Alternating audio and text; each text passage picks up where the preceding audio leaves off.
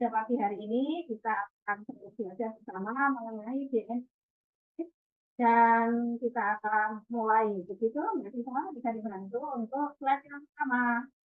Baik, Ibu.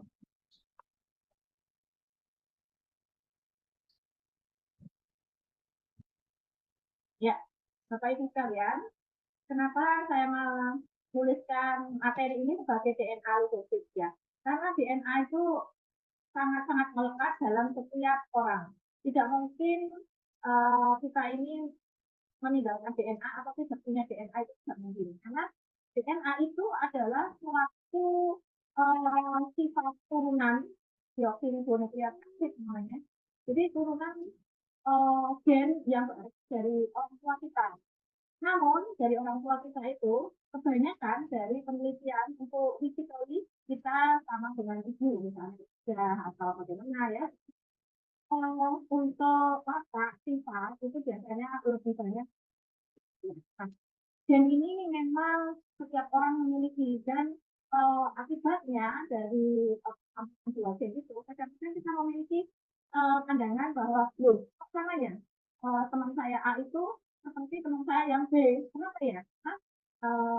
Kerjanya sama atau mungkin cara bicaranya sama dan gen ini adalah rangkuman dari orang tua kita.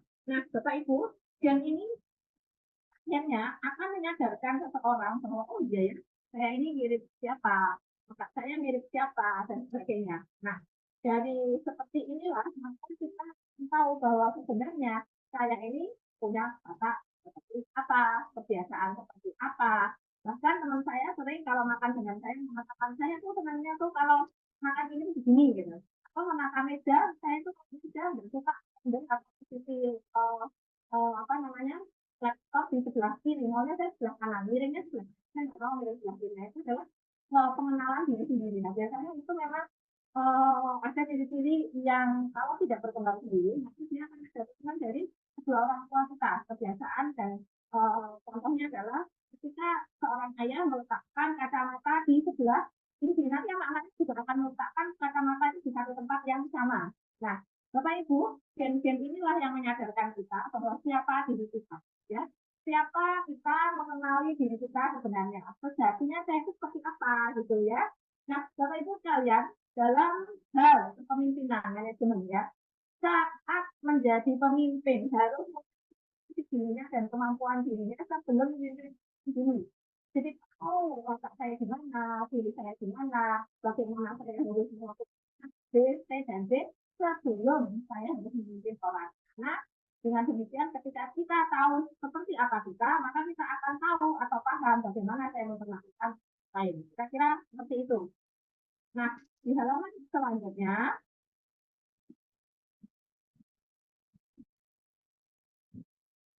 ya, Mbak Siva boleh ditulis di halaman selanjutnya. Nah, ini seperti yang saya katakan tadi ya, review bahwa kita memiliki gen sehingga kita tuh sadar diri kita itu seperti apa, kalau seperti siapa.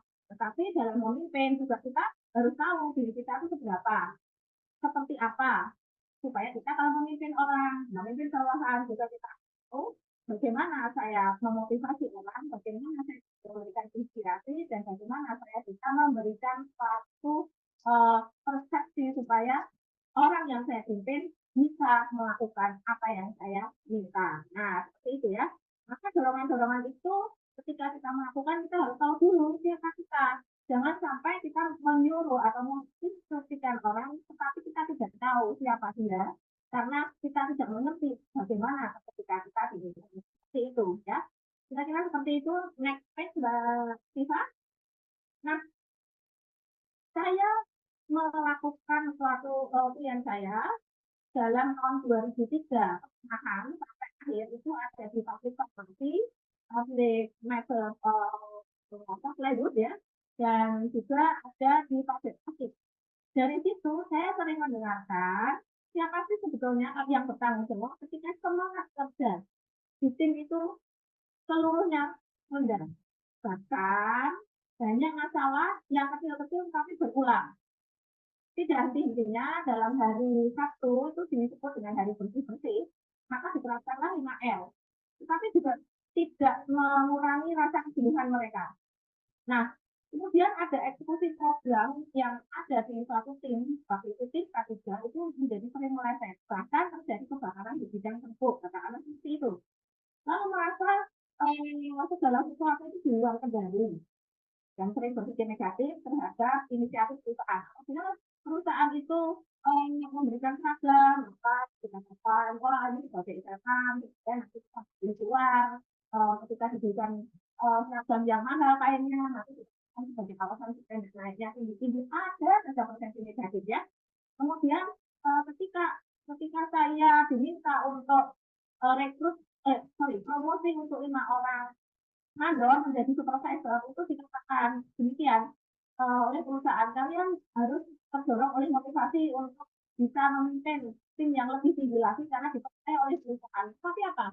Anak buahnya mengatakan si mandor ini, sudahlah saya seperti ini aja sudah bagus. Sudahlah saya nggak bisa lebih karena ya nanti malah ketika posisi saya di atas saya banyak kesulitan. Hal-hal semacam ini menjadi destruktif ya, menjadi mengganggu dalam organisasi karena orang-orang itu menjadi tidak fokus dalam mengejar performa organisasi karena mereka berlemas. Nah ini sebetulnya menjadi keluhan-keluhan yang saya kumpulkan dari film 2003 sampai 2003 kira-kira seperti itu yang terjadi ya. Next, ada yang mengatakan bahwa oh ini salah manajernya, kenapa manajernya tidak bisa memimpin? Tapi ketika saya tanya ini kenapa seperti ini grup Anda, oh ini nah dia mau memimpin atau menunjuk manajer yang salah. Jadi manajer itu hanya berdasarkan senioritas, tapi potensinya tidak diukur, hanya kenal baik saja. Lalu ada yang mengatakan tidak ada program pembinaan, tidak ada program training yang bersifat soft skill katanya, sehingga anak-anak dibiarkan untuk bekerja hanya sebagai monoton atau rutinitas biasa. Jawaban-jawaban ini meningkat seperti itu saja, jangan menyalahkan GM-nya yang tidak seperti itu. Sebetulnya siapa yang salah? Kenapa tidak bisa melihat bawahan yang berperilaku seperti itu?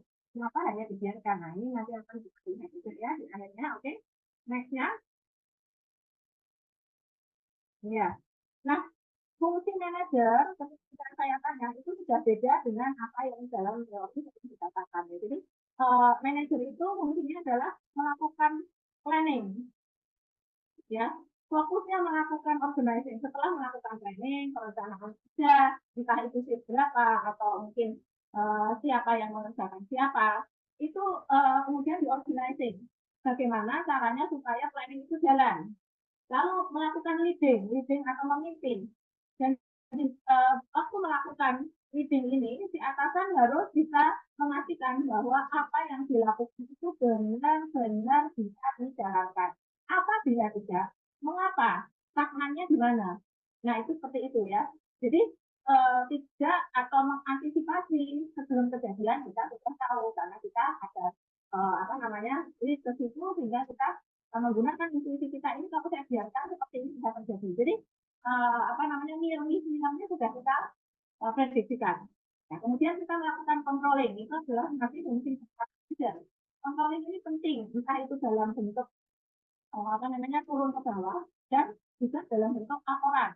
Karena memeriksa laporan dan memeriksa secara lapangan itu sangat membantu untuk satu kejadian supaya tidak terjadi lagi. Nah, ini adalah fungsi seorang manajer. Nah, sekarang kalau leading itu apakah sama? Kalau kita lihat. Nah, ini masih fungsi manajer yang saya tadi jelaskan ya, melakukan planning, kemudian mengorganising siapa melakukan siapa, harus jelas struktur organisasinya, leadingnya juga harus kuat, gimana mengarahkan dan memotivasi orang dengan komunikasi yang efektif ya. Jadi jangan hanya memberikan hanya memberikan perintah yang satu arah, tetapi juga harus komunikasi dua arah. Kemudian controlling ini sebetulnya memeriksa feedback dari komunikasi tadi, memeriksa feedback baik dengan turun ke bawah, melihat data atau lapangan, atau dengan melakukan pengetatan laporan-laporan ya. Nah, hal-hal inilah sebagai manajer yang harus menjalankan ya. Oke. Oke, nah nextnya. Nah, sekarang kita bicara ya leader dengan manajer itu sama tidak? Ketika saya tanya, oh sama, beberapa di lapangan juga yang saya mengatakan sama, ya leader itu ya memimpin itu ya manajer kok di sini. Nah, saya katakan bahwa leader itu kemampuannya mempengaruhi orang secara positif untuk melakukan sesuatu yang diinginkan. Jadi leader itu lebih ke talent ya, talent dan memang bisa dipelajari. Jadi prosesnya bagaimana dia mempengaruhi orang, prosesnya bagaimana dia melakukan komunikasi dan bagaimana prosesnya dia melakukan suatu pendekatan. Kalau pendekatannya itu bisa positif sehingga orang bisa melakukan sesuatu, tetapi masih dalam ketegasan sebagai seorang pemimpin, maka itu dikatakan leader dan mempunyai kemampuan atau leadership yang bagus. Jadi jika manajer hanya melakukan komunikasi satu arah, lalu melakukan controlling, itu belum tentu leadershipnya oke, karena ketika salah lagi, semua juga salah saya disalahin terus, karena dia seorang leader belum tentu bisa memberikan yang baik ketika hanya memberikan suatu perintah, instruksi, tapi tidak memotivasi dengan yang positif, sehingga di lapangan hasilnya akan berbeda. Ya, oke. Meaningful impact and achieve result. Seorang leader. Jadi memang impact-nya itu harus berarti sekali dan bisa mencapai result yang bagus karena bisa mempengaruhi dan bisa mengendalikan secara positif. Ya. Nah, di halaman selanjutnya. Nah, pemimpin dan kepemimpinan. Pemimpin itu seseorang yang punya pengikut. Pemimpin saja. Pemimpin adalah kata benda ya, pemimpin. Ya, dia harus bisa mengatur, mengontrol aktivitasnya, mengkoordinasikan tujuan bersama. Tetapi kepemimpinan adalah prosesnya. Bagaimana dia membimbing, mengarahkan, mempengaruhi. Jadi prosesnya bagaimana? Ada seorang bos yang memberikan instruksi ke bawahan, yaitu udah lakukan aja. Ya, yang nanti tanggal 22 datang ke saya, hasilnya apa? Tolong ya, berikan summary. Tapi dia tidak memimpin atau dengan mengarahkan, kalau kamu melakukan summary ada sesuatu, ya tolong diberikan saran sekalian dan bagaimana kamu melakukan laporan seperti biasa, tetapi kamu juga harus cek datanya. Nah, hal-hal semacam itu adalah prosesnya. Jadi ketika memimpin, seorang pemimpin juga bisa harus menjadi seorang manajer dan bisa juga menjadi leader karena bagaimana dia harus mengkomunikasikan perintah, bagaimana dia proses-proses positive thinking dalam mengendalikan anak buah, maka dia akan memiliki tingkat yang lebih yaitu seorang leader. Oke? Ya. Next-nya. Nah, ada yang mengatakan kok sulit banget ya jadi pemimpin itu bakat atau genetik sih, katanya begitu. Nah, kita lihat dari teori genetik. Teori genetik mengatakan bahwa pemimpin itu bakat sejak dilahirkan dan tidak bisa dibuat-buat itu. Nah, pemimpin dilahirkan jadi pemimpin, besoknya juga akan jadi pemimpin, dan dia keras bahwa dari lahir sudah membawa aura kepemimpinan, gitu ya. Nah, ini tidak salah ketika kita melihat pada teori genetik, ya. Jadi ada seorang pemimpin ya sekolahnya tidak tinggi-tinggi amat, lalu dia juga pengalamannya hanya di 2 perusahaan. Kenapa dia bisa memimpin dengan baik, menjadi leader yang baik? Oh ya karena dia dilahirkan dari seorang yang sudah dilahirkan menjadi seorang pemimpin. Tapi itu dibantah oleh teori sosial yang mengatakan bahwa ya bolehlah pemimpin itu dilahirkan sebagai calon, dia talented, tapi dia tidak bisa disiapkan, tidak dididik dan tidak ada proses untuk pendidikan yang baik, maka dia akan menjadi pemimpin yang semena-mena. Makanya begitu di teori sosial. Jadi kalau hanya sebatas genetik, maka menurut sosial ya bagaimana pendidikannya, bagaimana lingkungannya, seperti itu ya. Nah, kalau lingkungannya mendukung, kemudian juga dia disekolahin, maka dia bisa ada di leader yang baik. Nah, untuk yang terakhir adalah teori yang ekologi, menggambarkan bahwa bolehlah dilahirkan memang sudah talented maupun tidak talented. Kemudian sekolah tinggi, tetapi kalau dia tidak pernah diterjunkan langsung sebagai pemimpin, dari mana dia bisa tahu? Kita juga bisa tahu bahwa kepemimpinannya itu sudah unggul atau masih harus diperjuangkan, diimprove-kan, ditambahkan ya. Teori ontologis ini mengatakan bahwa pemimpin oke jadi pemimpin, tetapi dia harus jadi pemimpin dulu. Jangan hanya dilahirkan dan sekolah kemudian menjadi manajer, tapi dia harus bisa mungkin dalam sekolahnya dulu pernah terjun langsung di organisasi, kemudian juga menjabat sebagai tim kecil waktu kuliah. Jadi memang ini adalah penting ya, karena demikian orang-orang yang punya terjun langsung di satu tim, suatu kegiatan sosial, dia pasti memiliki satu feeling yang dan intuisi yang baik, sehingga nanti kalau diterjunkan sebagai pemimpin dia tidak kaget ya. Makanya teori-teori sekarang jadi anak boleh pintar difasilitasi, tapi jangan dituntut untuk jadi juara karena dia akan berteman dengan pensil dan kertas. Biarkan anak itu juga berteman dengan banyak orang, memiliki kesempatan untuk bersosialisasi dan juga memimpin dalam satu tim-tim kecil. Nah, itu adalah psikologi ya. Monggo. Kita lihat di halaman selanjutnya. Nah, ini ada perbedaan antara pimpinan dengan manajer. Ini ada salah tulis nggak kita manajer ya harusnya ya. Pemimpin itu pasti nanti melihat sebagai individu kemampuan individu. Jadi dia akan melihat siapa saya, sehingga ketika dia memimpin dia akan melihat juga siapa orang yang saya pimpin itu. Nah, kemudian ketika dia mendapatkan satu anak buah yang tipenya sulit, katakanlah dicari juga sulit, dipanggil-panggil tidak nongol, sempat dibujangkan tidur, dia akan tahu bagaimana menangani itu.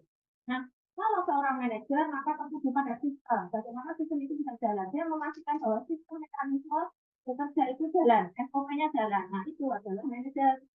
Nah, pemimpin lebih menekankan visi dan jangka panjang, bedanya itu. Kalau manajer adalah menekankan pada perencanaan organisasi dan aktivitas harian, mingguan atau bulanan. Tapi dia tidak melihat atau kurang melihat visi dan strategi jangka panjang. Kalau ini saya beginikan nanti hasilnya apa? Kalau saya beginikan besok jangka lagi intinya. Nah, gitu. Lalu untuk pemimpin juga dapat membuat tujuan supaya perusahaan dapat bergerak maju dan punya arah yang jelas. Itu adalah seorang pemimpin. Nah, sedangkan seorang manajer adalah membuat strategi agar tujuannya yang sudah dibuat oleh si leader itu bisa tercapai. Jadi dia adalah follower the leader. Dia adalah bagaimana dia melakukan itu supaya apa yang menjadi platformnya si leader itu bisa dijalankan. Nah, pemimpin biasanya juga banyak berhubungan dengan beberapa atas ya, yang dilihat koneksinya adalah dengan top manajemen dan hasil pekerjaan dari karyawannya dilihat, dievaluasi. Maka manajer memperhatikan ke bawah, melihat proses, dan dia bertemu langsung kepada karyawan hanya melihatkan prosesnya itu dilakukan atau tidak. Artinya prosesnya itu sebetulnya rencana kerja harian dan sebagainya dipastikan itu berjalan dengan baik. Jadi beda ya seorang manajer dengan seorang leader. Monggo diaturi di halaman selanjutnya atau mungkin ada yang tanya dulu, monggo. Baik, untuk Bapak Ibu yang ingin bertanya bisa langsung unmute atau bisa di kolom chat. Silakan Bapak Ibu.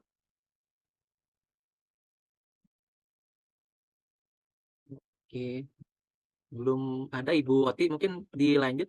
Silakan Ibu. Oke, saya lanjut di halaman selanjutnya ya.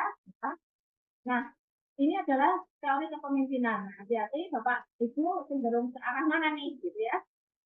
Kepemimpinan itu ada beberapa tipe menurut Pak Tono dalam teorinya.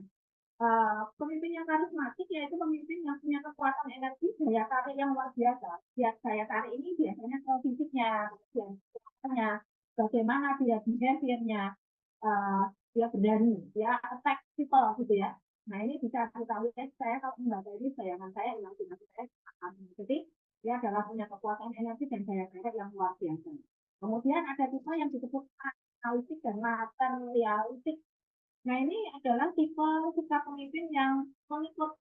Jadi dia akan menjadi pemimpin ya. Jadi saya tuh akan membawai anak buah saya seolah-olah saya itu ingin jadi anak apa namanya bapak asuhnya yang baik gitu. Jadi terlalu membela. Nah, eh, saya malah melihat bahwa kemampuan karyawan itu diberi inisiatif mengambil keputusan. Saya masih ingat bahwa di tempat kami kerja itu adalah pabrik di mana setiap bisnis ini diberikan kemampuan, diberikan wewenang yang sama kepada leadernya. Tapi si pemimpin paternalistik ini kan melakukan apa ya pendekatan ke bawahan dengan lebih keras gitu, sehingga ketika bawahan komplain dia akan merasa itu sebagai masukannya dia. Jadi dia akan berakting berperilaku bagaimana ya saya melindungi anak buah kalau anak buah komplain. Tapi dia tidak berusaha meredam karena apa? Karena dia adalah tipe bapak yang penuh kasih sayang, sehingga di bisnis unit yang lain itu tenang, bisa menenteramkan di tempat dia ini menjadi satu apa ya satu pemicu untuk demo. Jadi di satu bisnis unit itu hanya mendengarkan suara apa suara bawahan. Jadi dia mengatakan oke lah kalau kamu berani ya kita maju ke atasan kita. Jadi bukannya berusaha untuk meredam ya, tipenya seperti itu. Nah ini adalah tipe yang ketiga militeristik. Nah ini adalah komando menggunakan sistem perintah. Dan biasanya ke bawahan itu otoriter. Jadi mau nggak mau ya lu harus mau gitu ya. Jadi Pak ini kok Bu ini kok saya diminta untuk A B C D ini gimana nih Pak?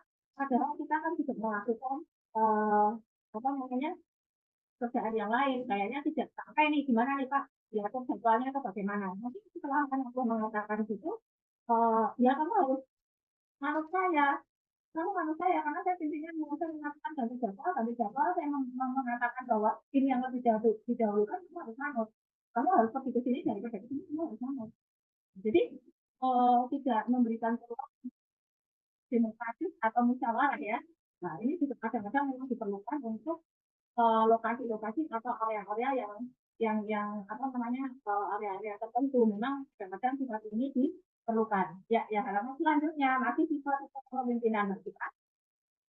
Nah, ini otokratik. Nah, kalau ini sih lebih apa ya, lebih pemaksa daripada yang militer tadi. Kalau militer itu masih ada apa objektivitasnya berdasarkan role-nya. Tapi kalau ini tidak uh, harus mutlak dilakukan. Nah, ini pernah ada kejadian di salah satu dealer ya, dealer motor. Kalau pagi, di mana pagi itu masih katakanlah di dealer kecil itu servis counternya juga membersih-bersihkan. Biasanya membersih-bersihkan ruangan counter ya, ada sapu, biaya becanya. Tapi ketika si pemimpin ini datang, dia mengatakan bahwa aku harus kamu berikan minum. Ya, walaupun sibuk harus itu enggak harus berikan minum. Kemudian customer yang sudah memberikan uang dulu DP itu sama yang belum, tetapi yang belum bisa dilakukannya ya harus didahulukan dulu. Ketika dilakukan konsultasi, maka dia bilang ini nggak bisa ini omongan saya nih. Jadi dia tidak ada pakemnya, dia tidak ada relnya, harus dilakukan. Ini untuk praktik ya. Kalau militerisasi masih melihat SOP-nya, hanya dia keras gitu ya. Nah ini Sisler adalah pengikutnya bersikap semaunya sendiri. Dan pemimpinnya juga udahlah, yang penting kamu hasilnya ada. Kamu kalau hasilnya ada, kalau tuh bisa 2 sekian ya udah mau gimana caranya biarin aja gitu. Jadi malah tidak baik karena memang hal semacam ini tidak menunjukkan ketegasan ya. Nah, pernah kejadian juga di film Hongkong juga bahwa ketika secara itu dibiarkan yang penting jualan, yang penting dapat duit gitu ya. Omsetnya naik, tetapi menjadi satu sistem yang tidak baik karena secara ini juga diberikan kewenangan untuk membawa uang, akhirnya menjadi loss. Kemudian juga jabatan ini kadang-kadang dilihat dari sesuatu yang nepotisme, misalnya dia naik senang, dia naik jabatan jadi pemimpin itu karena memang apa bukan dari usahanya sendiri begitu ya, maka dia dengan demikian tidak pernah merasakan susahnya, getihnya menjadi pemimpin, jadi dia enak-enakan, makanya dia tidak mau bertanggung jawab penuh. Artinya dia ya udahlah pokoknya gimana lu mau lah gimana ya yang penting hasilnya begitu. Nah ini kurang diharapkan. Nah ada juga kepemimpinan administratif ya. Kepemimpinan administratif ini biasanya kerjanya cepat, sesuatunya harus ditinggalkan dengan bentuk catatan. Misalnya saya mau melakukan perjalanan dinas, maka si pemimpin saya, walaupun sudah melakukan nego dengan saya, kamu harus keliling di tempat ABT, kamu harus outputnya ini. Tapi dia tidak cukup itu, dia buat podcast ya di orang-orang itu sudah ditempatkan di ruang kerjanya. Jadi sebagai pengingat-ingat, ini adalah tipe-tipe administratif ya. Jadi sedikit-sedikit memang ditulis, kemudian ada kebijakan ditulis, ini salah juga karena memang sebagai proven. Mungkin zaman sekarang dengan WA bagaimana email ya.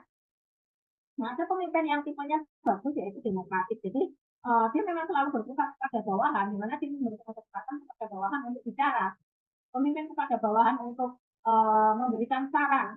Tapi memang keputusannya terletak pada si pemimpin. Tetapi dengan demikian si bawahan itu merasa bahwa saya ini ada ini loh dipakai loh. Jadi saya itu merasa diperhatikan loh gitu. Walaupun memang keputusan akhir memang ada di atasan ya.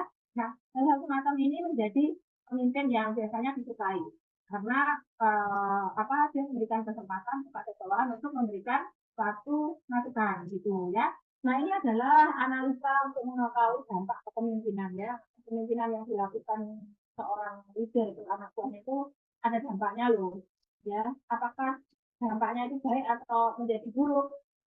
Harusnya kan memotivasi ya. Tapi kita lihat yuk di Ragil teori bahwa apa yang kita lakukan ternyata punya dampak. Yuk,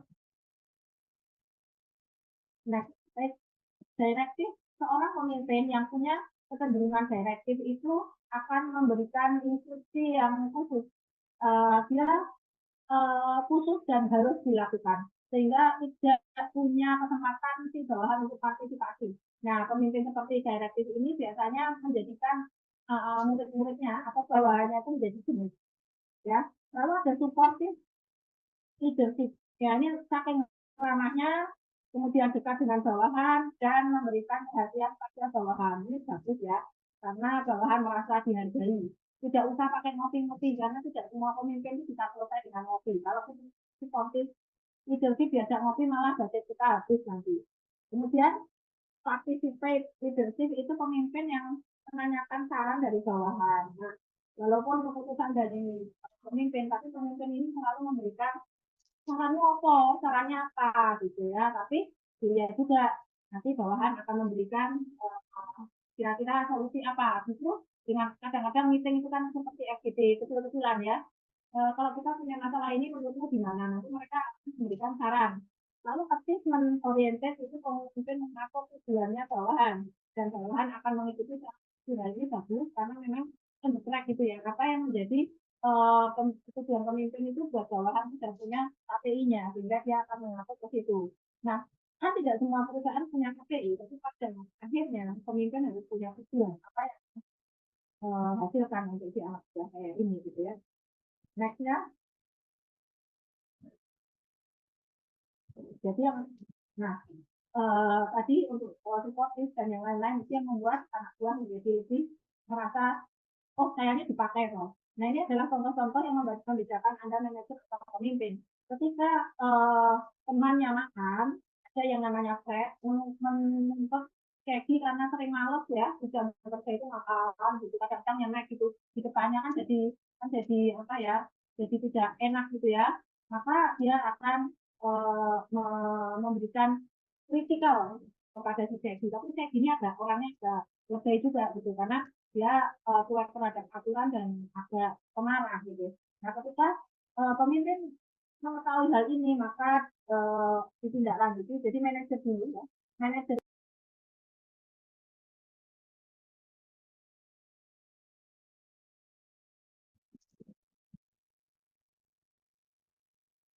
Silakan dilanjut, Bu Oti. ya, bentar.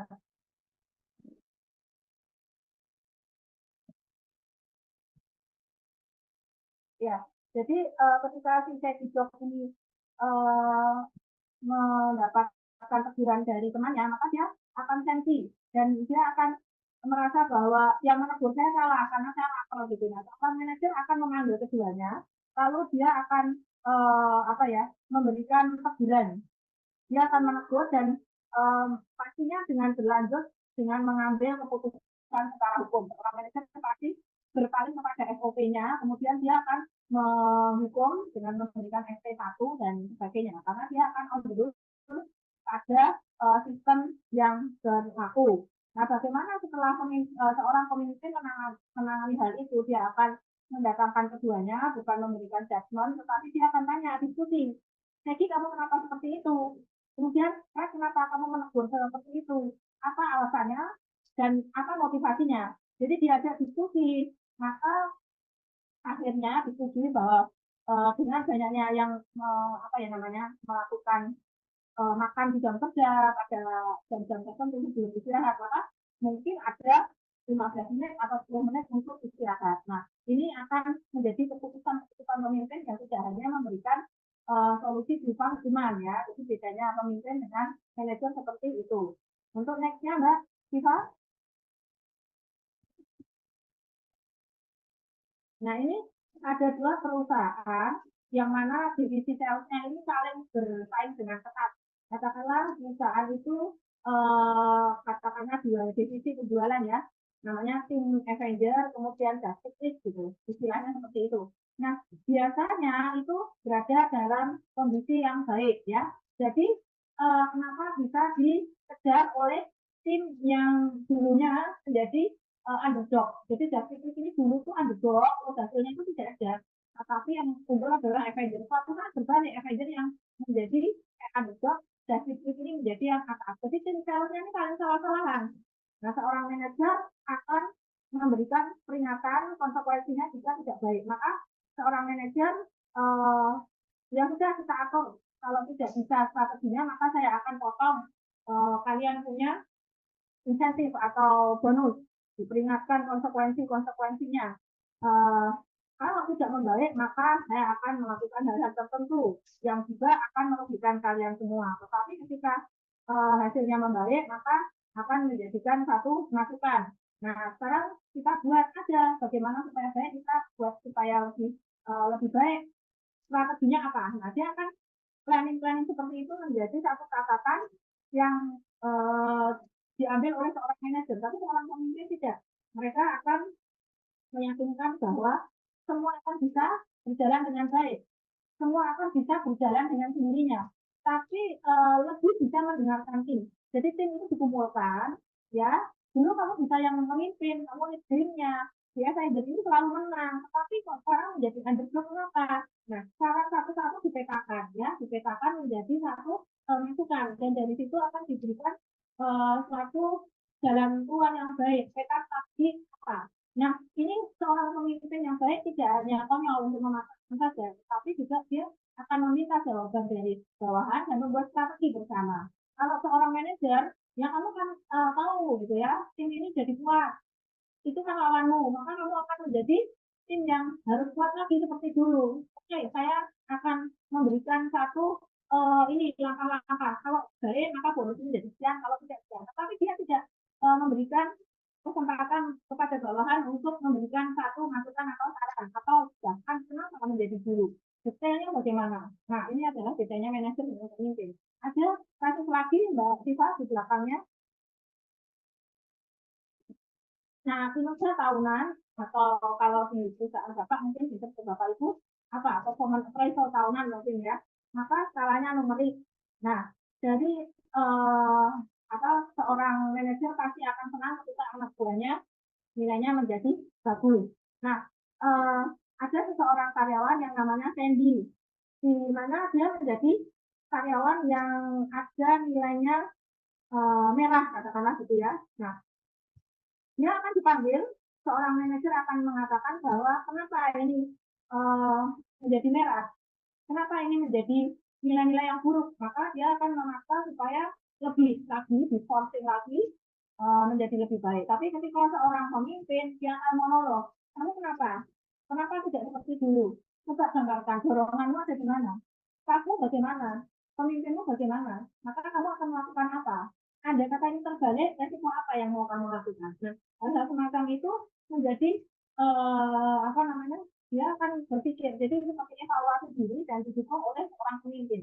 Nah, pemimpin yang seperti itu bukan karena tidak tegas ya, tetapi justru dia banyak mengambil langkah yang strategis, tidak hanya punishment dan reward, tapi lebih menggali kepada potensi diri dari karyawan itu. kamu bagaimana? Apa yang lebih baik dari kamu? Apa yang lebih buruk? Apa kesulitan sehingga kamu menjadi area yang merah seperti ini?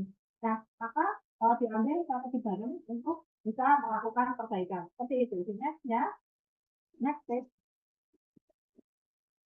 Ya, ini adalah DNA hanya saja ya di satu perusahaan yang sudah menetapkan DNA, yaitu di sana ada leader itu dibagi empat, enterprise leader, business leader, di mana DNA-nya itu mencakup empat sektor: people, leadership, relation, business leadership, dan enterprise. Nah, bagaimana dia harus bisa menjadi seorang yang leading di people, memperhatikan karyawan, kemudian relationship-nya juga bagus, bisnisnya bagus, dan entrepreneurship-nya bagus. Ini adalah DNA yang akan dilahirkan di satu perusahaan, di mana leadernya itu dibagi menjadi empat set atau empat golongan.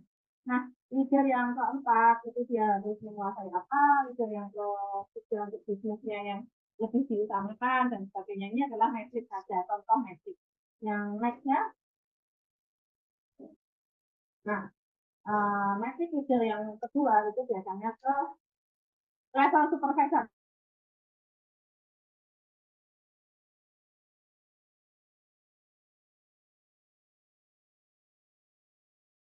Halo, Ya, ya, silakan Bu dilanjut Bu. ya, oke. Sebelumnya sebelumnya yang sebelum tes ini belum selesai. Nah, operational leader adalah leader-leader yang ada di bawah, kepala shift, mandor, kemudian juga koordinator. Maka kita juga akan memilih bahwa kalau seorang leader level 1 biasanya interpersonal leadership-nya dia akan establish leadership impact. Dia hanya punya kesempatan untuk berimpact aja kepada bawahannya gitu ya. Tidak tuntutannya tidak tinggi-tinggi banget ya. Oke, ini adalah stratanya yang teratas adalah yang tertinggi, yang terbawah adalah yang banyak di operasional. Ini contoh dimetrikan begitu ya. Nah, next-nya saya bertanya bahwa oke, kalau gitu supaya pertanyaan Bu Aryani apa ya tadi ya? Bagaimana kalau leader yang dipimpin oleh atasan dengan sistem MT dan sebagainya? Apakah bisa berhasil? Maka harus dipetakan dulu DNA-nya di perusahaan ibu itu seperti apa. Jangan hanya mikir bahwa DNA-nya ya tugas-tugasnya itu ya salah. DNA itu bukan hanya menuruti tugas atau menyelesaikan tugas, tapi bagaimana dia bisa menyelesaikan itu, bagaimana prosesnya, itu yang dipikirkan supaya menjadi MT yang berhasil ya. Oke. Nah, next-nya. Nah, Bapak Ibu akan saya gandeng bersama-sama untuk membentuk leadership DNA di perusahaan. Nah, DNA di perusahaan itu apa ya? Seperti perusahaan itu adalah orang tuanya, orang tua dari si anak didiknya, yaitu karyawannya yang akan jadi leader. Saya memakai konstipasi karena reliabilitasnya baik, yaitu 0,8 dan 0,7 di apa diberikan kepada penelitian 143 responden, di mana untuk mengukur role ada 0,8, salibnya variasinya, dan untuk mengukur suatu NIT adalah 0,78. Jadi reliabilitas itu adalah ketika dites, kemudian diteskan lagi, maka nilainya akan sama, tidak berubah, tidak mempengaruhi. Jadi nilainya adalah free of error. Nah, koefisien reliabilitasnya 0,6 sampai 0,9 di 100 sampel. Artinya memang tadi konsisten secara internal, orang yang di tes itu tidak akan menjawab berbeda-beda ya. Nah, koefisien alfa yaitu kesalahannya 0,7 sampai 0,9.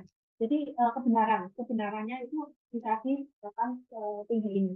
Jadi saya akan pakai DNA leadership untuk membangun, menciptakan leader-leader yang diharapkan di perusahaan Bapak itu. Ya, yuk next-nya.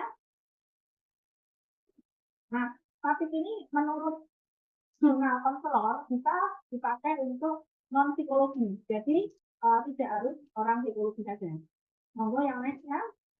Ini tujuannya untuk melengkapi behavior ya, untuk melengkapi aspek kepribadian calon karyawan, interaksinya di dunia kerja. Untuk dunia pendidikan tidak bisa dipakai, untuk dunia perkembangan pendidikan tidak bisa, konseling rumah tangga juga tidak bisa. Memang ini soal-soalnya juga soal-soal yang hubungannya di tempat kerja. Nanti Bapak Ibu bisa cari ya. Yuk, ya. Bapak Ibu sekalian, pasti itu ada 90 pertanyaan.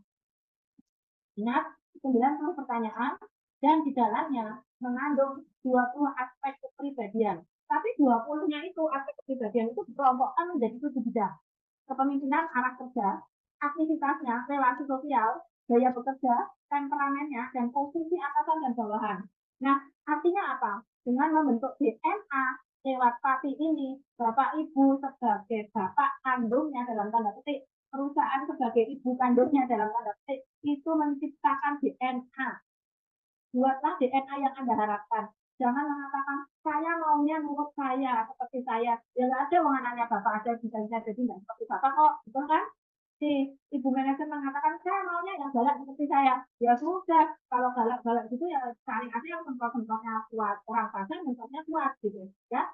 Nah, bukan seperti itu. Tetapi Bapak Ibu harus bisa memetakan kayak apa toh yang akan diciptakan seperti tadi metriknya tadi. Nah, ini dengan tadi Bapak Ibu sangat-sangat dimudahkan untuk membuat DNA itu. Jadi ketika lahirlah MT itu sudah sesuai dengan DNA-nya. Berapa persen sesuai? Ini sangat menjawab pertanyaan ini ya. Yuk, next page-nya. Nah, Bapak Ibu ini ada uji. Kalau misalnya Bapak Ibu ingin mengetahui, ada 57 hasil pati yang positif pati yang sedang dilakukan oleh Laboratorium Psikologi Universitas Brawijaya. Nah, ada 11 lowongan yang diperebutkan 50 kandidat. Nah, sistem pakar tes kepribadian positif pati ini daripada sekarang kan semuanya kan sudah online ya. Nah, ini juga disoftwarekan secara Excel, disoftwarekan dan diseleksi untuk penempatannya untuk tes kepribadian DNA itu. Nah, 57 orang ini memperebutkan 11 lowongan kerja yang semuanya leading. Kemudian dari testing itu dikualifikasi, maka hasil uji akurasi kompetensi komputasinya memberikan nilai yang prosentasenya sebesar 96,49. Jadi ini sama ya, pakai komputer atau pakai tangan, pakai online, ya sama saja, gitu ya, hasilnya sama, mendekati sempurna. Kenapa? Kenapa nggak 100%, Bu? Karena 4 orang ini tidak menjawab 1 atau 2 pertanyaan, kalau 4, jadi dia tidak menjawab, jadi tidak bisa 100%. Lupa atau mungkin karena tepat-tepat ya nggak tahu ya, tapi tidak menjawab. Tapi kita melakukan ini secara normal saja gitu ya, alami saja. Ya oke, next ya. Nah, ini adalah bentuk positivity test.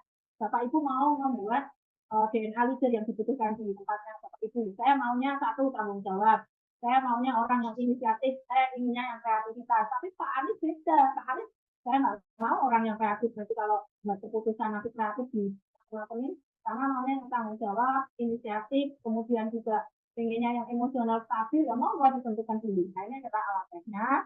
Kalau nanti melakukan tes ini, tinggal mengisi identitasnya, lalu sekali mengisi identitasnya di Excel program, maka yang lain halaman berikutnya sudah ngatur ya, sudah mengikut. Lalu tinggal Bapak Ibu semua sebagai tester hanya menginstruksikan, pilihlah dari setiap nomor ada 2 A atau B, silahkan nanti diisi sesuai dengan keinginan A atau B ya. Oke, nah setelah selesai ini harus diisi semua. Karena nanti validnya cuma 94 tadi ya. Jadi kita kan inginnya 100, jadi memang harus dicek. Harus diisi semua.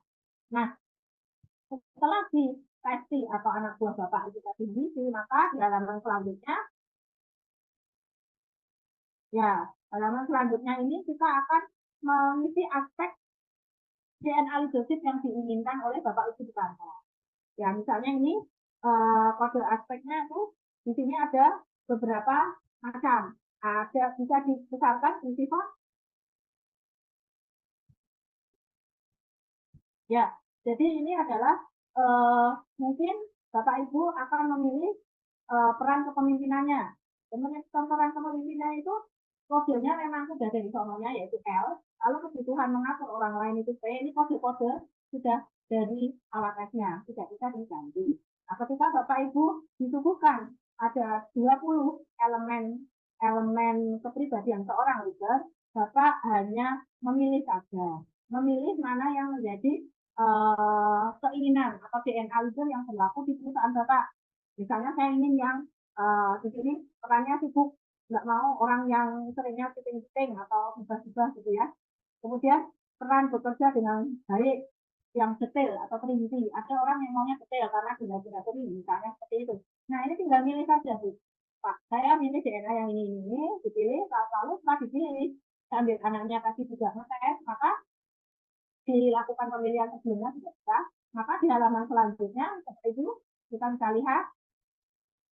Nah, ini adalah hasil dari pemilihan Bapak Ibu. Artinya apa? Pak Sujono 36 tahun ini untuk seorang senior bisa desain itu DNA leadership-nya yang dimiliki itu fitnya ketika masuk di tempat Bapak 66,67 atau ketika di promosi itu hanya fit 66,67. Nah, kalau 66,67 bagaimana? Ya monggo. Biasanya masih missing improvement. Biasanya yang oke itu 75 ke atas. Jadi DNA itu ketika 0 biasanya nggak muncul, ketika 1 itu biasanya fit sama yang dikehendaki. Tapi sebelumnya kita memang harus memetakan dulu, ini di halaman sebelumnya. Monggo Mbak Siva di halaman sebelumnya. Halaman sebelumnya. Nah, sebelumnya ini. Nah, sebelumnya ini, Mbak Siva. Nah, ini ada kode aspek ya. Ada 20, misalnya seperti kepemimpinan itu ada 3 macam. Kemudian juga untuk aktivitas aktivitas untuk berkreasi itu 3 macam. Kemudian emotional stability itu mau yang mana? Yang emosional atau yang stabil atau yang bagaimana? Misalnya seorang debt collector, maka memang dia harus lebih agresif. Nah, maka kita hanya memilih aja, mengklik aja kode-kodenya yang kita klik yang menjadi DNA pilihan, maka dia akan masuk ke perhitungan setelah ini. Perhitungannya sudah ada setelah ini. Ya. Nah, kemudian kita lihat mana yang mau jadi jokis. Nah, ini ya, kenyataannya di perusahaan ini hanya mengukur beberapa saja pemilihannya. Misalnya itu, setelah diukur maka hasilnya menjadi setelah ini lembar selanjutnya kita bisa lihat bahwa setelah di training maka dia akan jokisnya 66,67 karena memang dia jokisnya setelah ini Mbak Siva, lembar selanjutnya ya 66,67. Jadi tadi Pak Budi tadi bertanya, kalau anak buah saya itu sok pintar, nah kalau sok pintar atau merasa pintar itu malah nggak pintar Pak, biasanya seperti itu. Tetapi memang kepribadiannya itu menjadi unik karena dia bisa menjadi sesuatu yang destroyer gitu ya. Maka kita melakukan tes, ini seperti yang dilakukan di salah satu perusahaan. Jadi mereka mengatakan supaya tidak dicurigai, kita akan ada pemilihan talent misalnya gitu atau yang level manajerial, level supervisor kita akan tes, kita akan tentukan. Bapak jangan mengatakan kita melakukan DNA itu jangan, tapi Bapak pilih dulu DNA-nya. Lalu dia diminta untuk melakukan tes, biasanya hasilnya di bawah 70 saya yakin. Sehingga setelah jadi hal ini kita bisa mengatakan kepada yang bersangkutan ini adalah foto dirimu, foto karakteristikmu, kamu nilainya sekian untuk mengejar omset kamu kurang nih karena kamu tidak termotivasi secara internal, kamu tuh motivasinya eksternal, kalau ada orang kamu termotivasi, kalau nggak ada kamu diam aja misalnya seperti itu. Lalu kamu merasa bisa menjawab ternyata secara implisit kamu itu sebetulnya sedang mengalami kebingungan peran atau talentmu sedang bingung kamu kerja di mana. Hal semacam itu nanti akan terjadi di sini sehingga ketika di hasilnya ini adalah hasil yang saintifik karena sudah dibuktikan di secara ilmiah bahwa dikomunikasikan saja bahwa Anda itu seperti ini. Saya tidak mengajar hasilnya seperti ini, maka kita melihat bahwa beberapa kejadian seperti ini baru Bapak Budi masuk ke situ. Kejadiannya banyak yang kuat, kejadiannya banyak yang susah mengikuti Anda dan sebagainya. Monggo saya kembalikan ke Mas Abdul pertanyaannya. Oke, baik. Terima kasih Bu Oti untuk pemaparannya Ibu. Nanti ini untuk tes ini dia berupa Excel Ibu Oti ya, seperti itu ya. Iya, Untuk sangat mudah diikuti, sangat mudah dan bisa mendapatkan keahlian. Oke, baik Ibu. Mungkin nanti jika ada Bapak Ibu yang ingin kontak-kontak Ibu, bisa Ibu ya, seperti itu ya. Menghubungi langsung Silakan, ke Ibu Oti. Baik, silakan. baik. Izin Sangat, saya share untuk nomor handphonenya Ibu ya di kolom chat ya. silakan. Baik. Oke, baik Ibu, Bapak, Ibu, di kolom chat ada nomor Ibu Oti, nanti jika ada yang ingin bertanya-tanya atau ingin ada, eee, selanjutnya nanti bisa ke Ibu Oti. Oke. Baik, Ibu Oti, ini tadi ada pertanyaan yang belum terjawab nih, Bu, dari, Bapak Endang Saifuddin. Bagaimana cara meningkatkan kepemimpinan dalam diri kita? Karena kadang dalam memimpin diri sendiri saja tidak bisa, misalkan tidak disiplin. Oh, ya itu memang harus dengan satu, karena itu kan individu ya Pak ya, individual. Jadi kita juga dengan SD juga ada konseling dan mentoring. Jadi kita memberikan satu waktu untuk Bapak Ibu melakukan konseling, kesulitannya apa, kalau saya tuh nggak disiplin, oke, cara ngaturnya gimana, nanti dia akan eh, ya hal-hal sepele, saya bangun jam sekian, kayak ini, problemnya di mana, kita lihat apa yang dilakukan, problemnya di mana, mengurangi problemnya di mana. Jadi ketika problemnya ada di 4 poin, kita mengurangi ya. Ketika mengurangi maka artinya oke, dikurangi berapa dulu, 2 dulu, dalam berapa menit, dalam berapa waktu, seminggu, oke, seminggu nanti ketemu lagi sama si ART itu. Jadi memang itu berupa konseling yang aktual, tetapi sistematik karena memang kita membuat metrik untuk perbaikan diri sendiri, Pak. Baik, terima kasih Bu Oti untuk, jawabannya. Nah, semoga terjawab untuk pertanyaannya Pak Endang ya. Kemudian ada, dari Ibu Vidya, bagaimana cara menghandle karyawan yang usianya di atas leader dan mempunyai sikap yang kurang baik? Oh ya, jadi biasanya kita memang ada kesulitan ya ketika senioritas itu benar-benar menjadi hal yang mengganggu karena merasa sudah paling kita sudah pernah mengalami, sudah pernah melakukan itu dan tidak masih dipakai di perusahaan itu. Nah, biasanya kita harus punya KPI Pak. Ketika kita susah untuk pendekatan secara saya mengalami juga pendekatan secara individu sudah tidak mungkin karena dia memang merasa senior, maka kita harus melihat ke KPI-nya.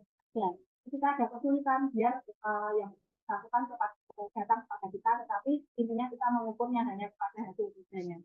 Kalau dalam sehari-hari tingkah lakunya tidak baik, maka kita harus sebagai leader ya, sebagai leader tidak melihat itu senior, junior, GNC atau gen platinum atau apa, maka kita harus bisa memanggil untuk berhadapan dengan itu adalah HRD atau kita harus ada atasan yang baik. Tapi memang dikasih kesempatan untuk mencapai KPI-nya.